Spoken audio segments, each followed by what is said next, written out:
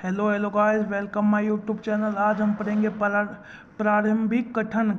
क्या, कब, कहाँ और कैसे कैसे पता लगाए, यह जानने के लिए कि कल क्या हुआ था। तुम रेडियो सुन सकते हो, टेलीविज़न देख सकते हो या फिर अखबार पढ़ सकते हो। साथ ही यह जानने के लिए कि पिछले साल क्या हुआ था, तुम किसी ऐसे व्यक्ति से बात कर सकते हो जिसके उस समय की स्मृति हो, लेकिन बहुत पहले क्या हुआ था यह कैसे जाना जा सकता है।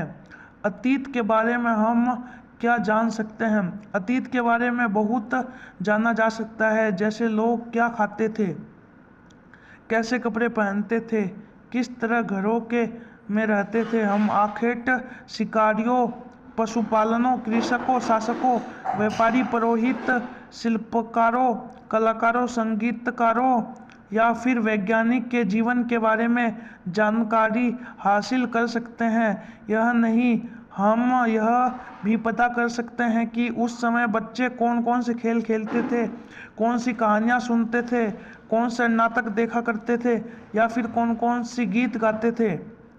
लोग कहाँ रहते थे। लोग इस नदी तट पर रहते थे।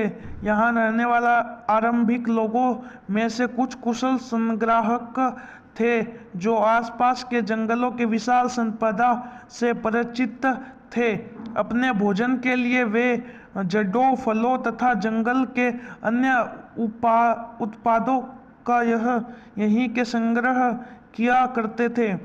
वे जानवरों को आखेट शिकार भी करते। इस आवागम ने हमारी सांस्कृतिक परंपराओं को समृद्ध किया। कई सौ वर्षों से लोग पत्थर को तरसाने, संगीत रचने और यहाँ तक कि भोजन बनाने की नए तरीकों के बारे में एक दूसरे विचारों अपनाते रहे। देश के नाम अपने देश के लिए प्राय इंडियन तथा भारत जैसे नामों का प्रयोग करते हैं। इंडियन शब्द इंडस से निकला है, जिसके संस्कृत में सिद्धि कहा जाता है। अपने एटलस में ईरान और यूनान का पता लगाओ। लगभग 25 वर्ष पूर्व उत्तर पश्चिम की ओर से आने वाले यूनानियों ने सिंधु को हिंदोस अथवा इंडोस और इस नदी के पूर्व के स्थित भूमि प्रदेश को इंडिया कहा।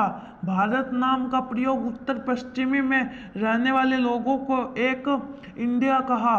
भारत नाम प्रयोग उत्तर पश्चिमी में रहने वाले एक समूह के लिए किया जाता था। इस समूह का उल्लेख संस्कृति की आरंभिक लगभग 3500 साल वर्ष पुरानी कृषि सत्रवेद में भी मिलता था। इतने वर्षों में इनमें से कई पांडुलिपि के कीड़ों ने खा लिया था, कुछ नष्ट कर दिए गई। फिर भी ऐसे कई पांडुलिपि आज भी उपलब्ध है। प्राय ये पांडुलिपि मंदिरों के विहारों में प्राप्त होती है। इन पुस्तकों में धार्मिक मान्यताओं में वह व्यवहारों, राजाओं के जीवन, औषधियों तथा विज्ञान आदि सभी प्रकार के विषयों की चर्चा मिलती है। इनमें अतिरिक्त हमारे यहाँ महाकाव्य, कविताएं तथा नाटक भी है। इनमें कई संस्कृत में लिखे हुए मिलते हैं, जबकि अन्य प्राकृत और तमिल में है। प्राकृत भाषा प्रयोग आम लोग करते हैं। हम अभिलेख का भी अध्ययन कर सकते हैं। ऐसे लेख पत्थर अथवा धातु जैसे अपेक्षाकृत कठोर सतहों पर उत्कीर्ण किए गए मिलते हैं। कभी कभी शासक अथवा अन्य लोग अपने आदेशों को इस तरह उत्कीर्ण करवाते थे ताकि लोग उन्हें देख सके, पढ़ सके तथा उनका पालन कर सके।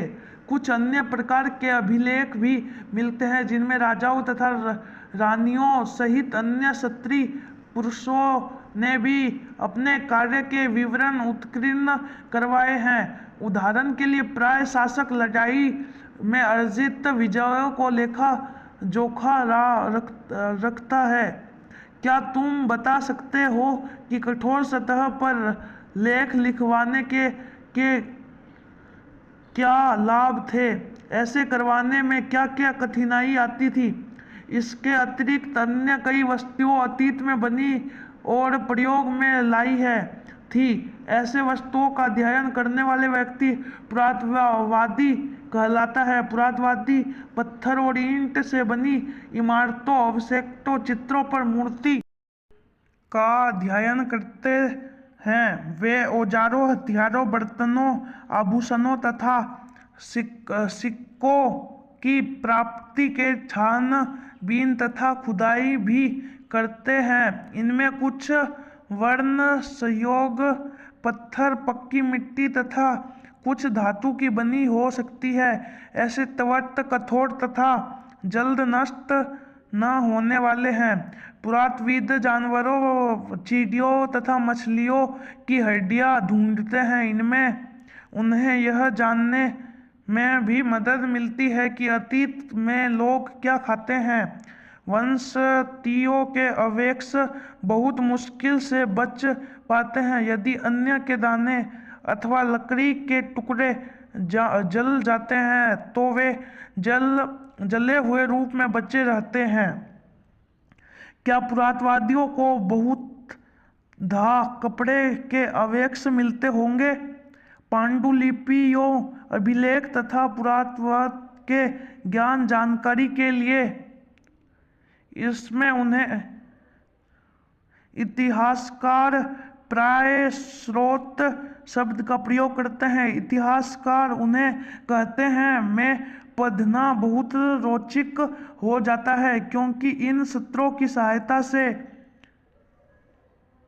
हम धीरे धीरे अतीत का पुनर्निर्माण करते जाते हैं। इतिहासकार तथा पुरातत्ववादियों उन जासूसों की तरह हैं जो सभी स्रोतों का प्रयोग सुराग के रूप में कर अतीत को जानने की प्रयास करते हैं। अतीत एक अनेक। क्या तुम इस पुस्तक के शीर्षक हमारे अतीत पर अध्ययन दिया है? यहाँ अतीत शब्द का प्रयोग बहुवचन के रूप में किया गया है। ऐसे इस तथ्य की ओर अध्ययन दिलाने के लिए किया गया है। अलग अलग समूहों के लोग के लिए इस अतीत के अलग अलग मायने थे। उदाहरण के लिए पशुपालकों अथवा कृषकों का जीवन राजाओं तथा रानियों के जीवन से तथा व्यापारियों का जीवन शिल्पकारों के जीवन से बहुत विभिन्न था। जैसा कि हम आज भी देखते हैं, उस समय भी देश के अलग अलग हिस्सों से लोग अलग अलग व्यापारियों और रीति रिवाजों का पालन करते हैं। उदाहरण के लिए आज अंडमान द्वीप है। अधिकांश लोग अपना भोजन मछलियां पकड़कर शिकार करते हैं तथा फल फूल के संग्रह द्वारा प्राप्त करते हैं। इनके विपरीत शहरों में रहने वाले लोग खाद्य आपूर्ति के लिए अन्य व्यक्तियों के निर्भर करते हैं। इस तरह के वेद अतीत में विद्यमान थे। इसके अतिरिक्त क्या एक अन्य तरह का वेद है। उस समय शासक अपनी उनके द्वारा लड़ी जाने वाली लड़ाइयाँ के बारे में काफ़ी कुछ जानते थे, जबकि शिकारी, मछुआरे, संग्रह, कृषक अथवा पशुपालन जैसे आम आदमी प्राय अपने कार्य का लेखा जोखा नहीं देख रखते थे। पुरातत्व की सहायता से हम उनके जीवन को जानने की मदद मिलती है। हालांकि अभी भी इनके बारे में बहुत कुछ जान शेष है। तिथियों का मतलब। अगर तुम इसे तिथि के विषय में पूछते हो, तुम शायद उस दिन की तारीख, माह, वर्ष जैसे कि 2000 या तरह का कोई वर्ष बताओगी।